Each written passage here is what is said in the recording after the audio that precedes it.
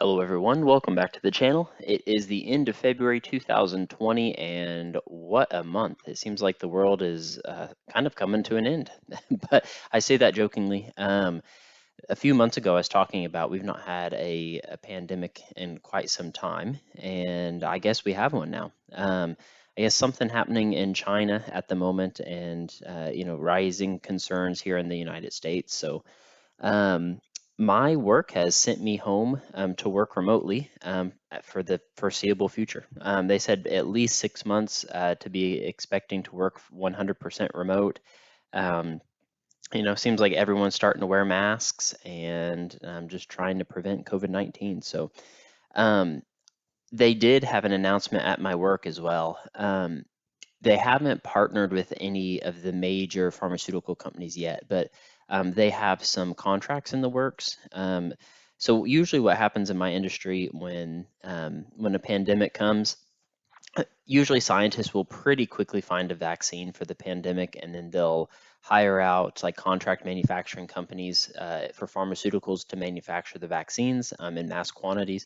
And so usually in pandemics, pharmaceutical companies just skyrocket. So they warned us that over the next probably a year to 2 years that we would start mass producing COVID-19 vaccines. And so we are going to hire another 2,000 people at the facility that I work at. So we're at about 2,000 people right now, and they'll target 4,000 people in the next year and a half, maybe 2 years. So hiring 1,000 people per year. So there's extreme growth going on at my company. But I'm pretty much trapped in my office here at the house. So still working, 40, 50, 60 hours a week. It's probably gonna definitely ramp up here. Well, yeah, we'll see how it goes. So I'm about 1 week into working remotely right now, which honestly I kind of like it. I'm able to get all my stuff done pretty fast. I don't really have the distractions. Just tons of emails and tons of Microsoft Teams messages is the only downside. So for income for February, I made $4,887 this month. Taxes paid just under $900 in taxes. Put 461 in my 401k, 230 in the employee stock purchase plan, and that left me with just under $3,000 in take-home pay this month. Um, I did also get a raise at work, and so instead of 60,000, I'm now up to 67,000. So I did get a $7,000 pay increase, which is like about 12%, which I will not complain about.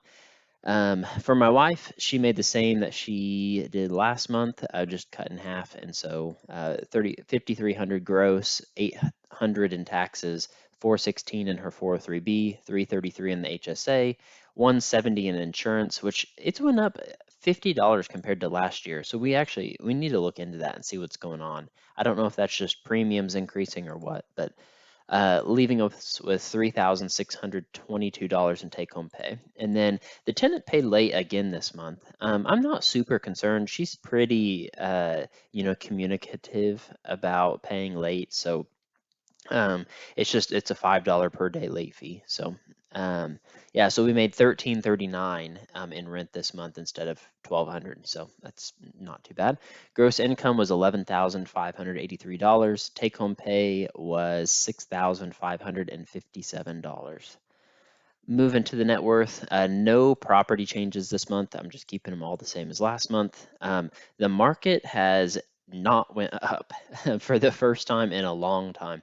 I feel like for the past 6 months, every month I'm like, yeah, I made $10,000 this month or $5,000 this month. And no, this month things are definitely down. I think there's definitely a scare. I think the market's calling it a black swan, like when things that can't be predicted happen in the market and it just causes things to crash. So by people working remotely, let's pick a restaurant. Like if people are well, servers can't work remote, right? So you don't have as many customers coming to the restaurant. That way, servers don't get as many tips, and the restaurants lay people off. And there's just that mass scared, people being scared, I guess, in the economy. So it's just causing things to go down. So HSA went down to $17,645. My 401k is down to 61,301. My employee stock purchase plan is up, believe it or not, so 59.68. So that's a good example of my employee stock purchase plan is in one pharmaceutical company, the one that I work at, and so my company is actually up. Based on COVID-19, where the whole entire stock market is pretty much down. So it's interesting to have some, I guess, not leverage, but things that are contradicting to each other. So if one thing goes down, the other thing goes up. So that's kind of what's happening there. For my wife's 403b, she has 43,822. So basically everything down. We lost about $6,000 this month. So all in all, not horrible. I don't know what's going to happen in the future, but yeah, we'll just have to see. I don't know if this is going to be like a month long, pandemic scare. I don't know if it's going to be a year or however long that it's going to be. So we will just have to see. But house number 4, I did make my first payment there, so 239,259, and then house number 5, I owe 92,773. So paid off almost another $1,000 in debt. And then checkings account, we did save a little bit this month, about $1,000, so 131,824. And then rental checkings account is now at 2,809. So saved a little bit in there. Had to pay some taxes and some other stuff with that house. So yeah, so total cash is $134,633, and I am only down $3,000, all things considered, which is not bad since I lost 6,000 in investments this month. But net worth dropped to $472,554, and make sure I got everything right. My goal pace, I am at 96,955 ahead of my goal pace, so drop back under the $100,000 mark. It's just, to be expected. It ebbs and it flows. There's some months, the market does good, some months that it does bad. So when it does bad, we're going to lose out a little bit. And when it does good, we're going to see, massive gains like what we saw last month. So yeah, pretty short and sweet update this month. So yeah, knocked out the month with $472,000. Hopefully it closing in on that $500,000 mark, which, my 26th birthday is coming up here in a couple months. So I've got to get going. It's honestly, when you think about it, it's a little concerning that I have 4 years left. Well, I'm a little over 4 years left to become a millionaire, but I'm not even halfway there. And I've been working on it for 8